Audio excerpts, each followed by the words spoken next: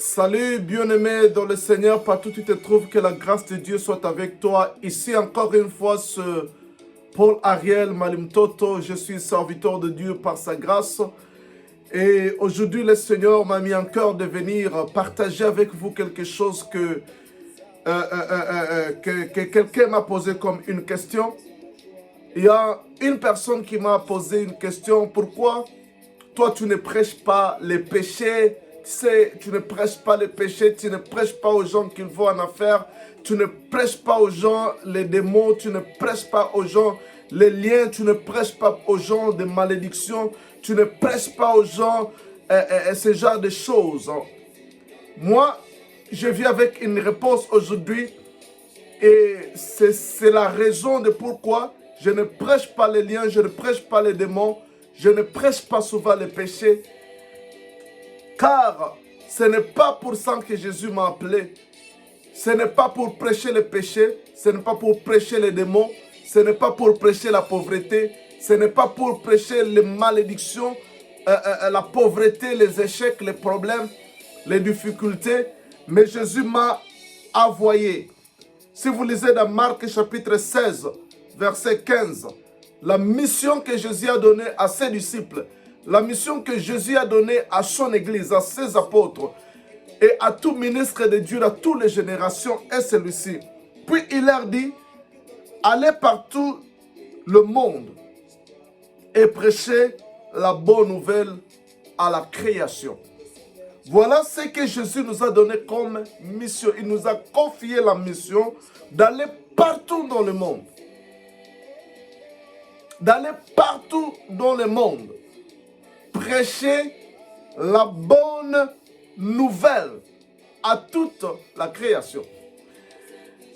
La mission ou le message que Dieu nous a donné, c'est la bonne nouvelle. Le péché, c'est la mauvaise nouvelle parce que le péché a entraîné la mort. Quand l'homme a péché, la mort est entrée dans le monde. Les problèmes sont entrés dans le monde. La malédiction est entrée dans le monde. Les échecs sont entrés dans le monde. La pauvreté est venue. Toutes ces choses de changements climatiques, des pandémies, des cancers, Covid-19 et tout ce que tu connais comme mauvaises choses qui sont dans le monde, dont on parle à tout moment à la télévision, sont venus avec le péché. Avant que l'homme ne pêche, ne désobéisse à la mort, parce que le péché, c'est la désobéissance au commandement de Dieu. C'est la désobéissance à la loi de Dieu. Alors Jésus est venu, il est venu comme l'agneau de Dieu, qui ôte le péché du monde. Et au travers des lèvres qu'il avait accomplies sur la croix, il a pardonné tout le monde. Tout le monde est pardonné. Même ces méchants, ces voleurs, ces tueurs, ces meurtriers, tous ces gens-là que tu connais et que tu considères comme des mauvaises choses, des mauvaises personnes, tous sont pardonnés. Et c'est ça la bonne nouvelle que nous devons leur apporter. Que messieurs, madame, ma soeur, mon frère, toi qui vis dans le péché, toi qui vis dans le mensonge, toi qui vis dans l'impudicité, toi qui vis dans l'adultère, toi qui vis dans ces choses-là, la bonne nouvelle, c'est que tu es déjà pardonné. Si tu lis dans Romains, chapitre 5, c'est la bonne nouvelle. Romains, chapitre 5, je pense que c'est le verset 7.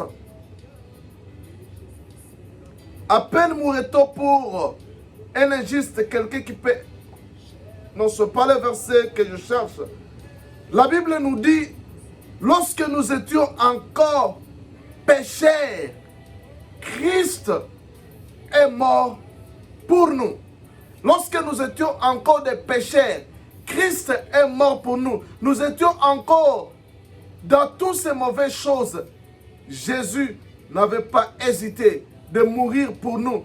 Et il est mort pour tout le monde.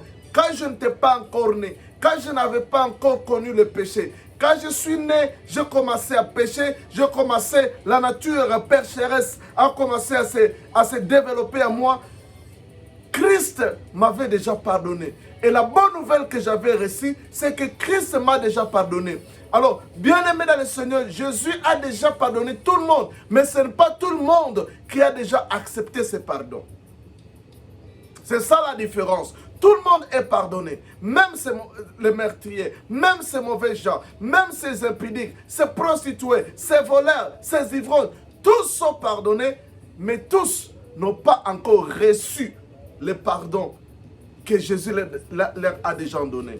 Alors, bien aimé, la bonne nouvelle que nous devons apporter, c'est le message que Jésus nous a donné, d'apporter la bonne nouvelle, dire aux pécheurs qu'ils sont pardonnés.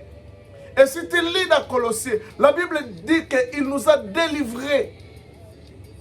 Il nous a délivrés à travers sa mort. Il nous a délivrés des ténèbres à la lumière. Bien-aimés dans le Seigneur, au lieu de prêcher les liens, la malédiction, au lieu de prêcher les problèmes, moi je prêche que les gens sont délivrés. Je prêche la délivrance et annonce aux gens qu'ils sont des gens délivrés. Ils ne sont plus sous les liens. Il suffit qu'ils acceptent cette vérité.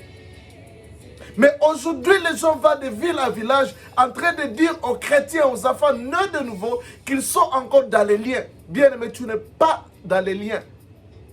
Satan peut te combattre de l'extérieur, mais il ne te combat pas de l'intérieur. Tu n'es pas possédé. Un chrétien ne peut pas être possédé par un démon. Il peut être oppressé, attaqué de l'extérieur par un démon, mais il n'est pas possédé. Il n'y a aucun chrétien qui est possédé. Si tu vois un chrétien possédé, c'est qu'il n'est pas encore né de nouveau. Parce que bien aimé dans le Seigneur, Christ est venu habiter à toi. La Bible dit que si tu crois en moi, moi et mon Père, nous viendrons habiter à toi. Jésus habite en nous. Toute la divinité habite en nous. Mais Satan peut nous combattre. I can't avoid that. Je ne peux pas dire que les démons ne peuvent pas nous combattre. On est toujours combattu. C'est notre ennemi perpétuel. Mais nous ne sommes, un chrétien ne peut pas être possédé. Je ne suis pas possédé, mais je peux être attaqué par les démons. Je peux être attaqué même par la malédiction de ma famille. Je ne suis plus dans ces liens familiaux. Mais ces liens familiaux, ces esprits qui combattent ma famille, qui ont dominé ma famille, qui sont sur ma famille physique, peuvent me combattre. Parce que c'est comme les enfants d'Israël, ils étaient déjà délivrés de l'Égypte, mais Pharaon les a poursuivis. Et Israël était paniqué. Israël était dans les deux embarras. Israël a perdu la joie pour un temps parce qu'il a vu Satan, il a vu Pharaon le combattre. C'est ainsi que les enfants de Dieu qui sont déjà délivrés du monde, délivrés de la malédiction, ils peuvent être poursuivis et combattus, oppressés par Satan et par les démons. Mais la bonne nouvelle est que Christ nous a délivrés. Il nous a déjà délivrés. Je ne prêche pas la pauvreté, car Christ est mort pour nous donner la richesse. La Bible dit qu'il s'est fait pauvre pour nous rendre riches. Je ne prêche pas échec, parce qu'à lui, nous avons toute la plénitude. Nous avons le succès. La Bible dit ceci, que nous sommes héritiers et co-héritiers de Dieu. Et Jésus-Christ, il a hérité de son Père. Nous sommes co-héritiers avec Christ. Christ a hérité de son Père la bénédiction. La Bible dit qu'il est digne de recevoir la richesse, la gloire. Si Christ a reçu cela de son Père, nous sommes co-héritiers avec lui. Nous co-héritons avec lui la richesse, la gloire, l'honneur et le respect. Ça, c'est dans Apocalypse chapitre 5, verset 12. Alors, la réponse en est que, bien-aimé dans le Seigneur, moi je prêche la bonne nouvelle. Je ne prêche pas la mauvaise nouvelle. Je prêche la bonne nouvelle que tu es pardonné. Je prêche l'amour de Dieu. Je prêche la grâce. Je prêche que le ciel est déjà ouvert pour toi. Au travers de ce corps, il nous a ouvert un chemin. Au travers de ce sang, il nous a ouvert un chemin. Et tout le monde, quel que soit ce que tu as fait dans le monde, quel que soit, même si tu as tué, même si tu as fait des choses terribles et horribles dans ce monde, le pardon est disponible. Il n'y a aucune chose, aucun péché, aucun que le Seigneur ne peut pas pardonner. C'est ça la bonne nouvelle. Et quand tu entres à lui, il te délivre de tous ces liens. Il te délivre de tout.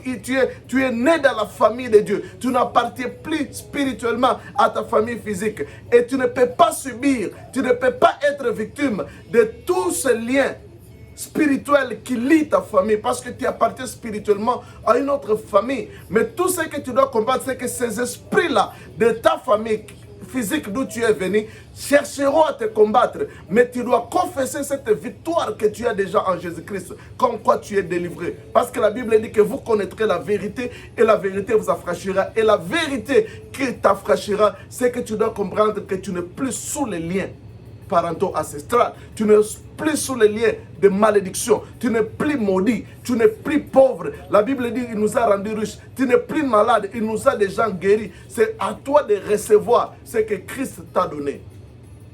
Bien-aimé, il y a un livre que j'aime beaucoup de Andrew Womack qui dit You already got it. Tu l'as déjà reçu. Ce que tu cherches là, tu l'as déjà reçu. Bien-aimé dans le Seigneur, tu cherches la richesse, tu as déjà reçu. C'est question de recevoir par la foi. Comme tu as reçu par la foi Jésus, tu as reçu par la foi le pardon. Parce que oui, c'est facile de recevoir le pardon que Christ nous a donné, mais recevoir ce que Christ nous a donné comme délivrance, comme onction, comme puissance, et tout ce qu'il nous a donné, autre chose qu'il nous a donné, à part le pardon, c'est difficile pour beaucoup de gens. Bien-aimés dans le Seigneur, nous sommes prédicateurs de la bonne nouvelle et prêchons la bonne nouvelle. Christ nous a déjà pardonné. Nous ne sommes plus sous la malédiction. Nous sommes sous la grâce et nous sommes bénis. Amen. Que Dieu te bénisse. Amen.